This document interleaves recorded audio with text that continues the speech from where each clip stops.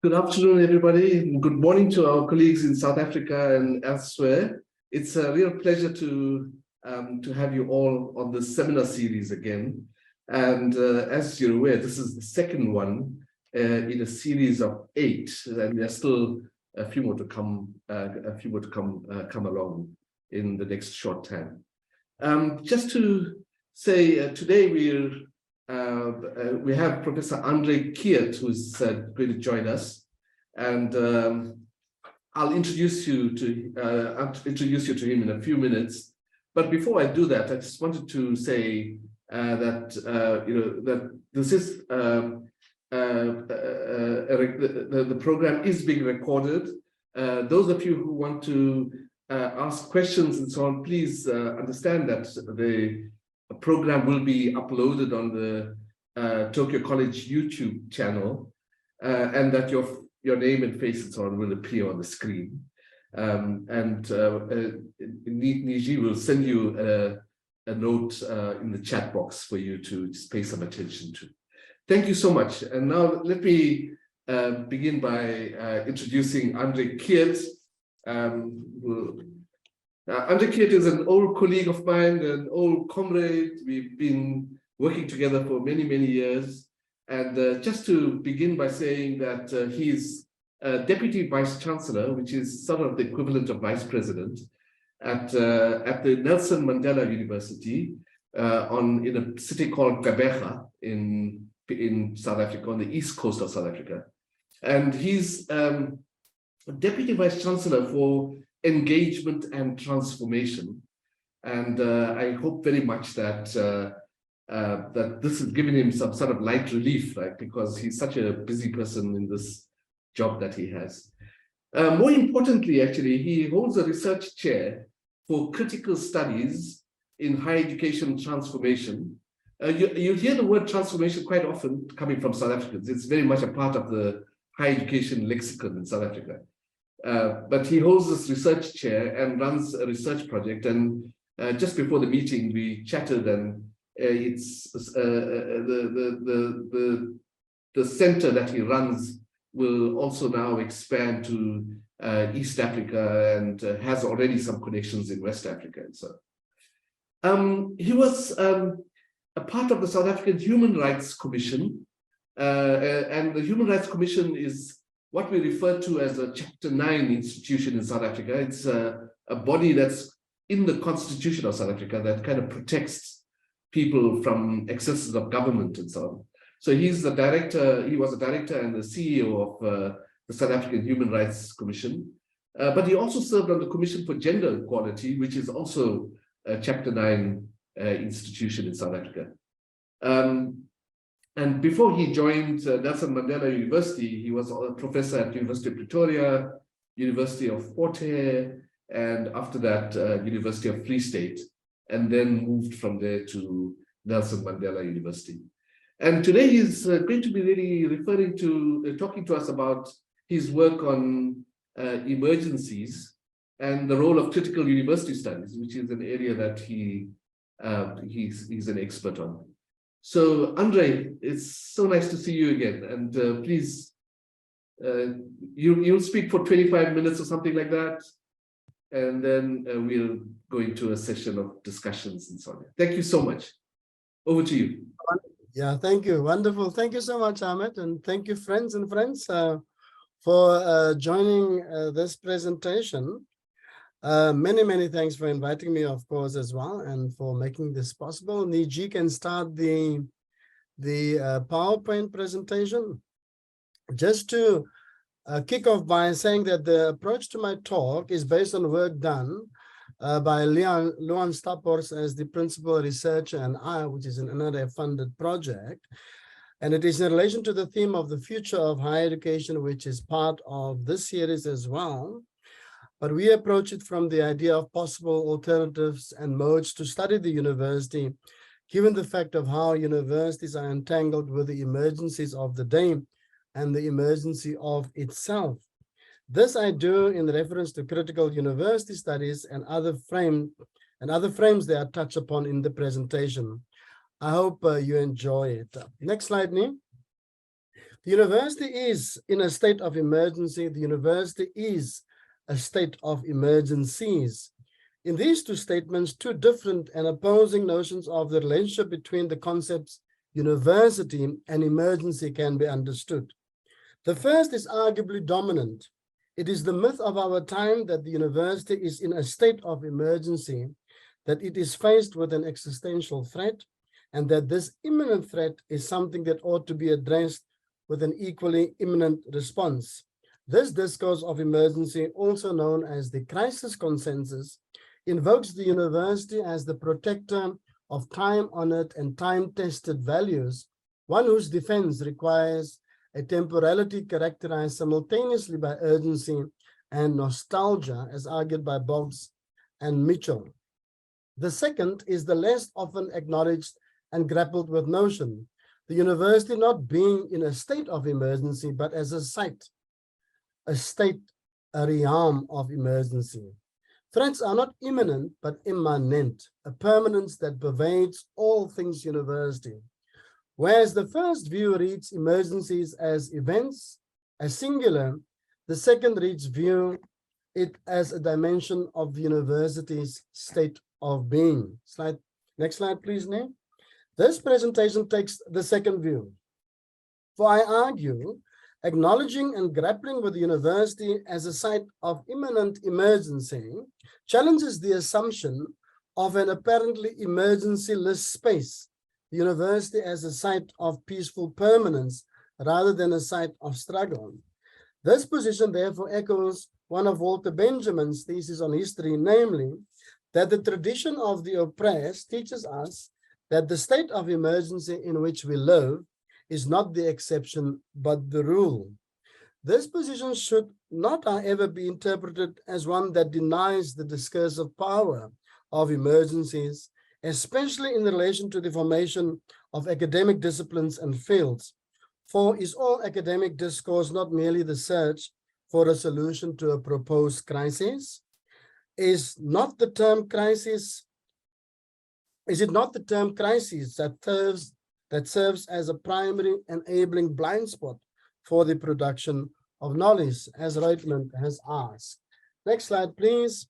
It is precisely this power, this drive to crisis, that leads this presentation to deconstruct the prevailing discourse of emergencies in the study of the university and to offer an alternative frame through which emergencies' permanence could both be comprehended and challenged with greater nuance. This presentation consequently offers both a critique of the existing configurations within which the study of the university is undertaken and an argument for a space of convergence wherein a different sensibility and orientation to university studies can be formulated. To this end, critical university studies, which is one of the areas within which I focus, and abolitionist university studies are investigated as contemporary articulations and developments of higher education studies, broadly speaking, again emphasizing how these discourses are framed through the lens of emergency. Firstly, I put forward the idea of a decentered critical university studies, and I argue later why I do so. That is, studies with a Southern flavor and attitude, and presented in a space of convergence towards promoting an African critique.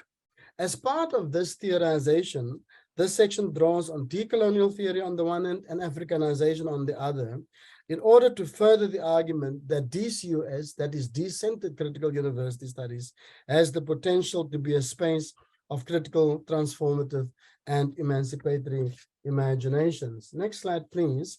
And I shift into the notion of different emergencies. These will take a few slides. The study of the university is arguably as old as the university is itself, if by study I include informal reflections and general meditations upon a certain subject.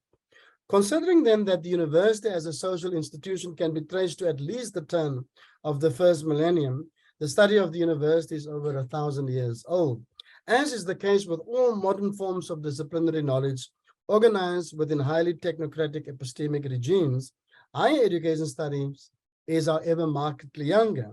This particular techno-rational formation traces its roots to 1893, when the first documented course on the subject was offered at Clark University, and which would eventually serve as a central reference point later on as higher education studies developed. I would describe the development of HES, that is higher education studies, as linked to lowercase emergencies. The focus on themes such as teaching and learning, curriculum and governance, but these are by no means unimportant research areas. However, they do not reflect a concern with more foundational questions as it pertains to the university as a social, cultural, economic, and political phenomenon. The various emergencies that studies in HES have historically sought to engage with are therefore largely related to the ordinary machinations of the university in particular. Next slide, please. The 1990s saw a period of reflection within the higher education field as a whole, and new developments relative to the articulation within South Africa in particular. The first mapping of higher education studies appeared. The role of the university was being questioned in the context of a changing Europe, and higher education transformation studies, HETS, was being formulated in South Africa. At the same time, according to Jeffrey Williams, critical university studies was taking shape in the Anglo-American context. This scholarly tradition, Williams argues, offers analysis and criticism pertaining to the corporatization of the university, academic labor, and to a lesser extent, studentship against the backdrop of the corporate university. Next slide, please. Two waves of CUS are identifiable by Williams. The first in relation to rising managerialism and corporatization of academic institutions in the 1990s, and the second on the analysis of these effects of managerial structures and policies, which includes changes in the research methods and management, shifts in labor relations, and finally, the exploitations of students in the 2000s. Williams favors CUS lineage in terms of the specificity of our time, and subsequently link it to the challenge of globalization and pedagogy. He acknowledges, however, that CUS's lineages could also be traced to the 19th century tradition of criticism of the university and the university as a space of criticality. Next slide, please. So summarizing Williams's arguments leads to the following conclusions. CUS is a decidedly critical study of the university and not merely academic. CUS draws on different disciplines, eschewing intellectual borders. CUS as the university, the academic, and to a lesser extent, the student as a focus in relation to corporatization, and CUS should be regarded as having two lineages, one starting in the 1990s and the other much further back in history. In this sense, it echoes the discussions around the conceptions and the developments of HES as a broader field of study. It exhibits the potential to be dated relative to any particular text deemed critical. While most follow Williams's demarcation in my field of study and its characteristics, the primary criticism of CUS has come from abolitionist university studies. Next slide, please. The abolitionist university studies position argues that CUS is fatally flawed unless it adopts an abolitionist stance, whereas CUS adopts a model of change that is read against the noble idea of the university as a public good. Abolitionist university studies posit, however, that this is a false premise. The university as a public good, as a historical phenomenon, never existed. The university has, therefore, argues abolitionist university studies, or AUS, always been entangled with socially unjust and exploitative processes and structures, and importantly, actively created and further such processes and structures. A central part of AUS approach is therefore in offering ideas of an alternative universities from an abolitionist stance where the forms of discrimination, exploitation, so endemic to our present structures could not exist. There is therefore an imperative to imagine an entirely different ontology for the university as an institution, and that is abolitionist university studies. Next slide, please. Now, reflecting on CUS and AUS, I could highlight two important points of similarities.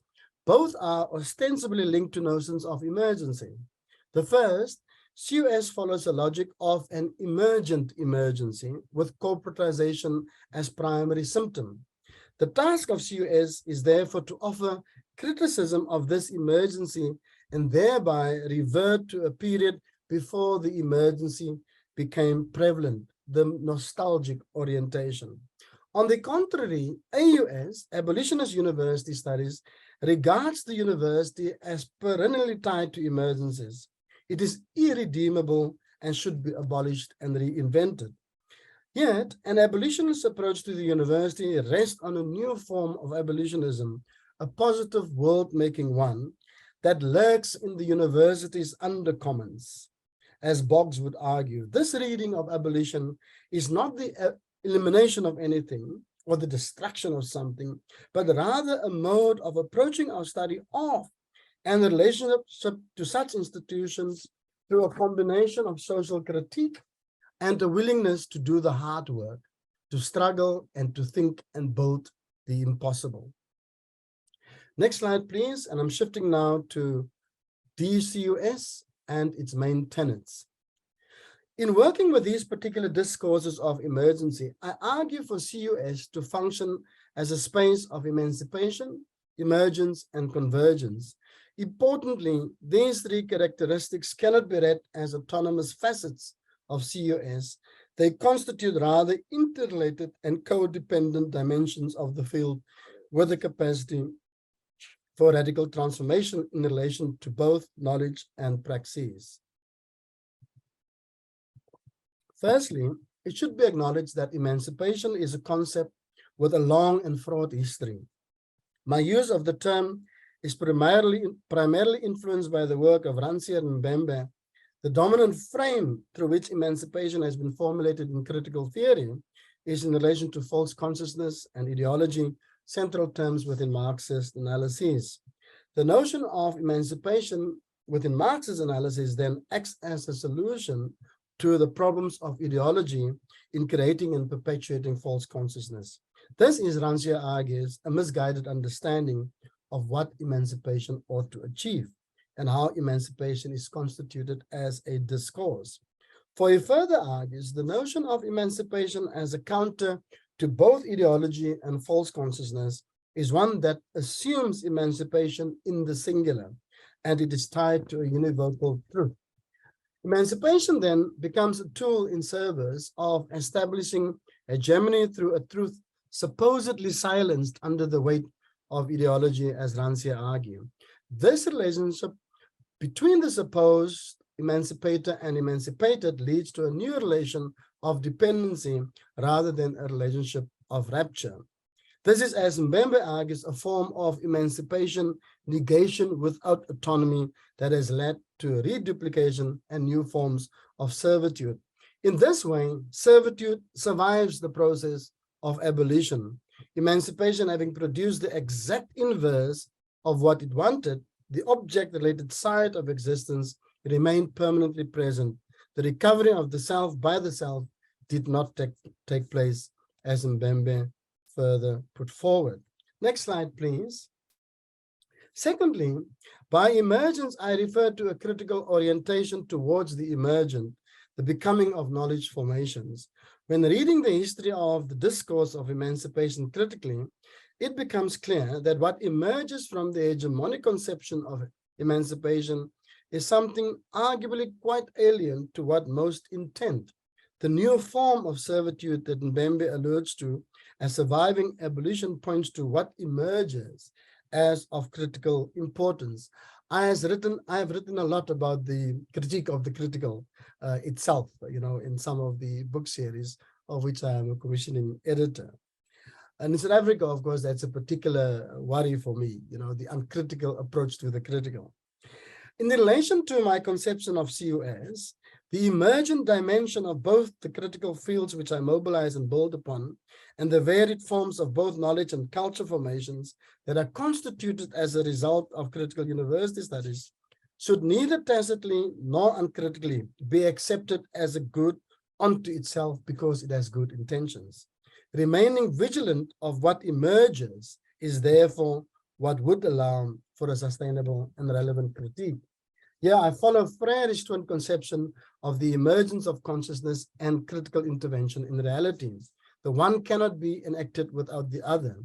Further, my notion of the emergent is linked to the idea of the plastic in relation to the university, and thought that is generally regarded as flexible, moldable, pliable, when an inscribed transformative ability rooted in the nature of knowledge and the disciplines with which it works, and therefore also extends to the university itself. Next slide, please, slide 13. It is this belief in the plastic university that leads me to argue for the abolition, not for the abolition of the university, nor to seek a return to a mythical past nostalgia or utopia, but rather to argue for the critical creation of the emancipatory emergence of the new.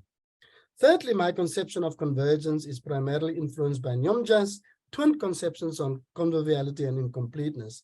Conviviality is the recognition and provision for the fact of reality being incomplete if incompleteness is the normal order of things, so Nyong'ja argues, natural or otherwise.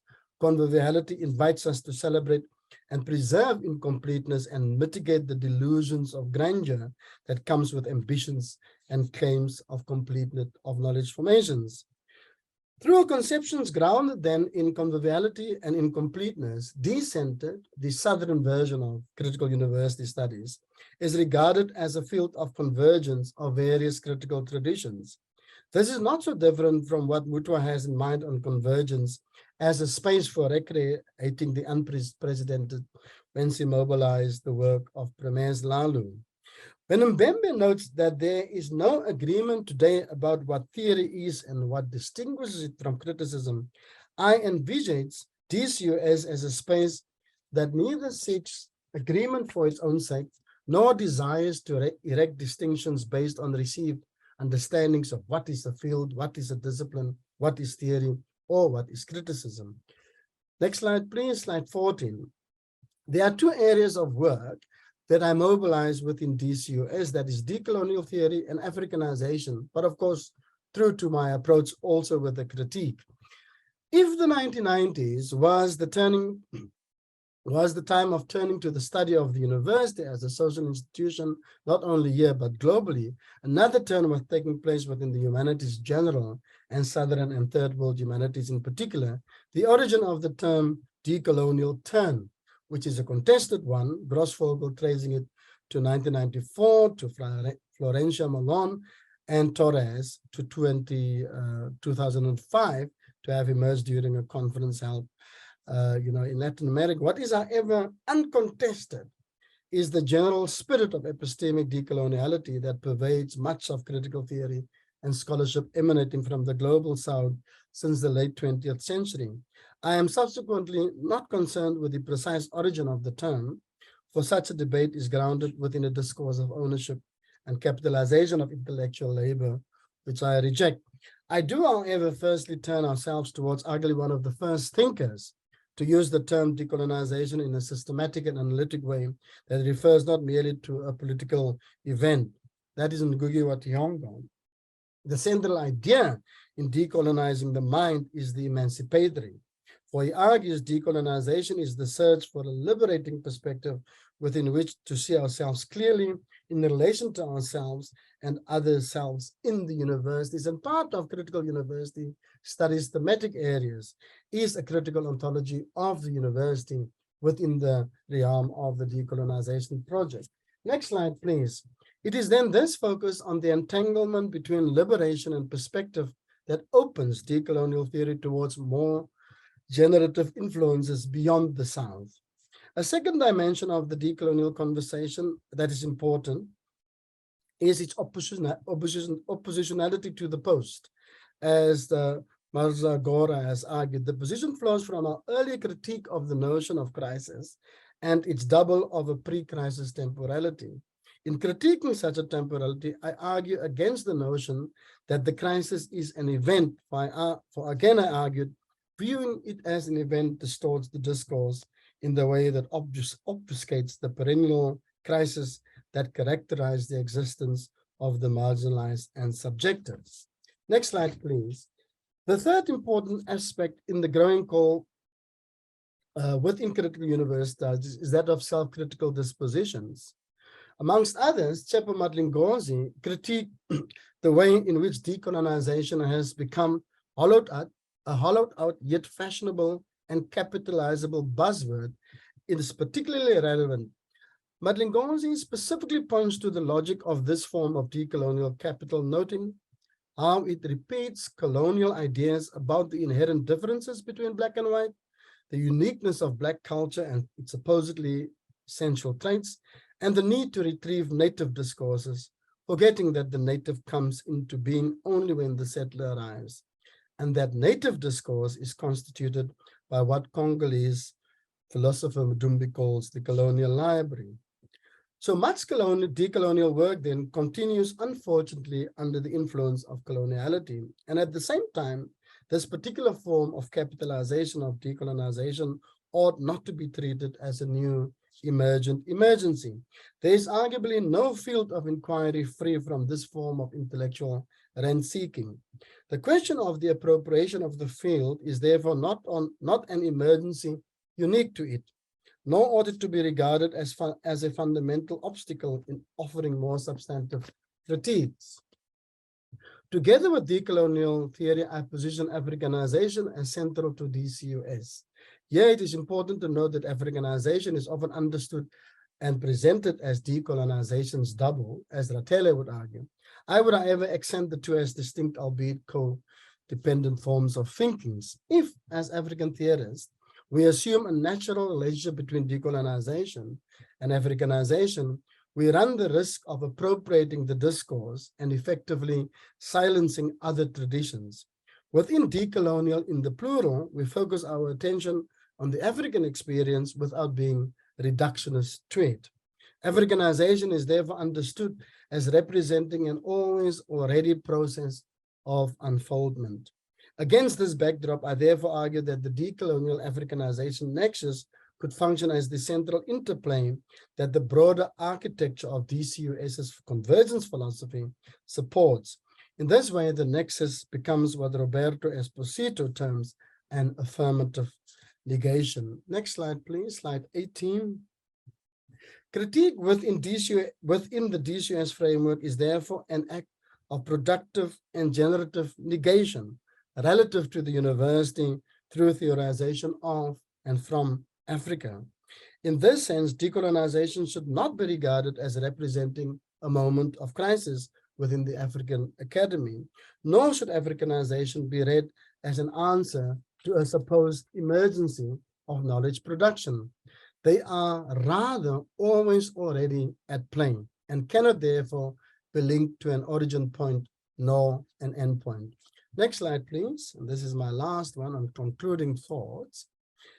I have attempted here, Ahmed and colleagues, to offer a speculative account, a space wherein the university can be studied, theoretically at least providing the framework where it can be studied from a Southern perspective by focusing on deconstructing the crisis emergency discourse through a generative critique. I'm sure that once you track through literature reviews, studies on higher education, it will fall within the trap of the crisis emergency discourse in most instances. And part of that work, of course, is debilitating and doesn't take us forward. I have also argued for affirmative negation in relation to a converged DCUS with the Africanization, decolonization nexus at its core to offer a different space from which to critique crisis and emergency. The speculative presentation does not aim to become a point itself, and this is what we have to be careful for, even as we build this new subfield across our continent. This presentation does not aim to become a point of return as the source of a mythical theory, but is rather a call, a provocation for furthering a certain disposition towards the university and critical thinking, or towards the study of the university, one through which different kinds of knowledges, specifically marginalized knowledges, could be engaged with in service of transformative, emancipatory futures for higher education, not only in South Africa, but globally. Many, many thanks, Ahmed, and many, many thanks, colleagues, for listening to this. Thank you so much, Andre. And as usual, just a very wide-ranging and interesting and pushing the boundaries as usual. And that's thank you so much for that.